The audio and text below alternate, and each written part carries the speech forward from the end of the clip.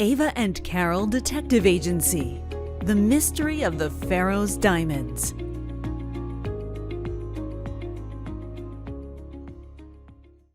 Ava and Carol whirled around. A short, robust security guard stood in the doorway. He had a scruffy patch of reddish-brown hair and equally red cheeks. He looked like he had just finished running a race. He walked from his belly as if being pulled by a rope. Heave-ho! "This picture is from the year 1860, he said. They raised a hot air balloon to nearly 100 feet. He raised his hand in the air as if it were a hot air balloon. And then they tied it to a large oak tree right here in front of the museum. Here's a photograph of the hot air balloon." The guard pointed at another picture. Aerial photography was cutting-edge technology back then. The big photograph of the city is actually a series of 8 photographs all stitched together to make one big picture. "That's incredible," said Carol as she looked back toward the picture. "I never realized that so many of the businesses in the picture are actually still around." Many of the businesses in Livingston are still run by the same family. "They used hot air balloons in battle?" asked Ava, reading the placard beneath the photograph. "Seems a little risky." They sure did. They used them during the Civil War to spy on enemy troops. "Kind of like we use drones now," said Carol. Exactly. The soldiers were incredibly resourceful. Did you know they ran telegraph wires from the balloons so they could get real-time information to the commanding officers on the battlefield? History is fascinating. The guard beamed. "Thank you," said Ava. "You're like a walking computer." She smiled at the guard. "Thank you," he smiled back. "I'll take that as a compliment." Carol and Ava moved slowly around the room. They were running out of things to talk about, and they were worried that the guard was going to be a permanent shadow. They were just about to run out of oohs and ahs when a voice began jabbering from the security guard's earpiece. "Please, please, please," whispered Carol. The guard stepped out of the doorway and spoke quietly. Ava glanced at Carol, her fingers crossed. Good fortune must like crossed fingers, because the guard's next words were, "I'm on my way." They looked at each other and let out a joint sigh of relief. Finally. They pretended not to notice that the guard had left the room in case he checked back in on them, and only when they heard his footsteps descending the stairs did they relax. "Okay, quickly, before he comes back," said Ava. "I've got to get into the Egyptian room." "How? In case you forgot, there are 2 cameras. There is no way into that room without them seeing you." "Well, actually, there is. You just have to think outside the box," smiled Ava. "If your plan involves me being grounded for the rest of my life, I swear to you I will shave your eyebrows and knit the world's smallest sweater," Carol warned. Ava, despite herself and the seriousness of the situation, snorted. "I promise you that you won't be grounded for the rest of your life.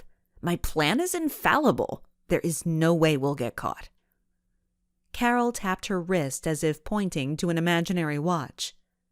"All right, give me the info before the human shadow returns." "Here's my plan.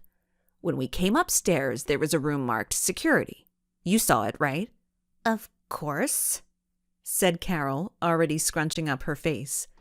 "I need you to bang on that door, and when the guard comes to the door, I need you to tell him that you ate a day-old egg salad sandwich from a gas station and that you have to find a restroom pronto.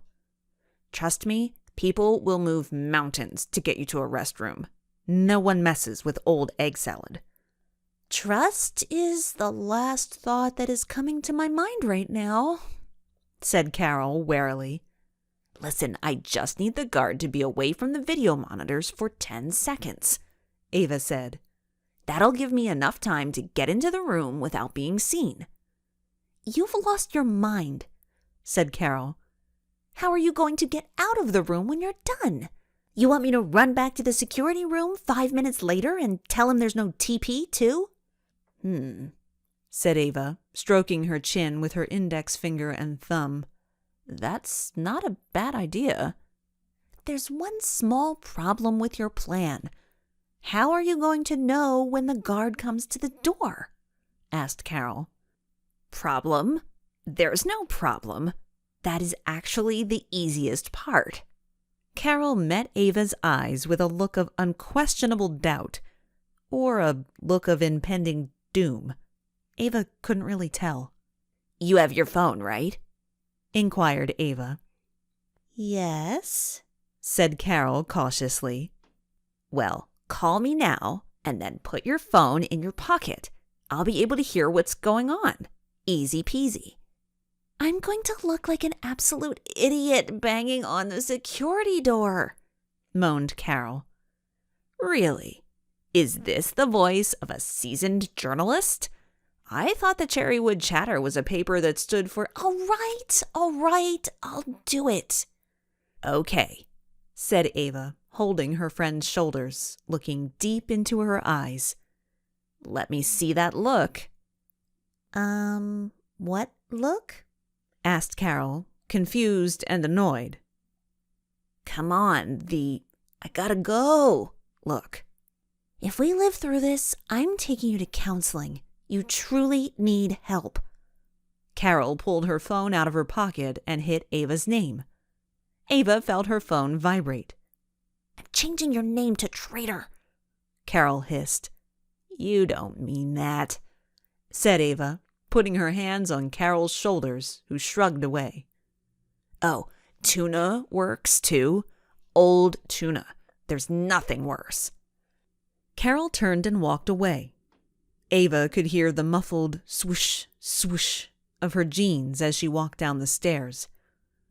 Ava stood just inside the doorway of the exhibit so the security cameras couldn't see her, her heart pounding in her chest. Just a short distance away, as Carol descended the stairs, she pondered her life choices. The swooshing stopped. Suddenly, Ava heard bang, bang, bang as Carol pounded on the security door. Seconds later, she heard a buzz and then a very angry male voice. I didn't need the phone after all. Ava didn't hang around to hear what they said. She snuck a peek out the doorway, bolted down the hall, and dove under the police tape into the Ramesses exhibit. She slid across the room, coming to a stop at the base of a sarcophagus. Her softball coach would have been proud. Ava stood up, brushed her leggings off, and peeled a long strip of police tape from her forehead. A huge smile spread across her face. She'd made it. The Egyptian exhibit room was richly decorated. Strips of sunlight painted thin vertical lines across the room. Yeesh, this room is creepy, thought Ava, as she slowly turned in a circle. At the far side of the room stood a huge wooden sarcophagus encased in glass. The placard beneath it read, Ramesses II, ruler of Egypt 1279 BC to 1213 BC. The walls were covered with pictures of all shapes and sizes of pyramids, burial sites, and Egyptian gods. A replica of the Rosetta Stone sat against the side wall. Wow, those language CDs have been around forever. A decorative gold stand stood in the middle of the room. The top spread out like fingers to support an incredibly thick glass housing that was supposed to protect the Pharaoh's diamonds. A circle, about the size of a grapefruit, had been cut into the top of the glass enclosure. Ava could see some kind of brownish-yellow oil around the edges of the circle. She pulled out her phone, and started taking pictures. The glass enclosure was over an inch thick, and a series of massive bolts had been drilled through the glass into the stand. It was securely anchored to the floor by 8 more bolts. Okay, so they used a glass cutter to steal the diamonds, but how did they get in?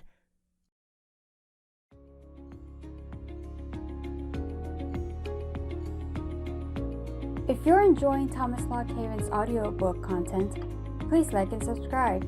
It's the best way to help out the channel.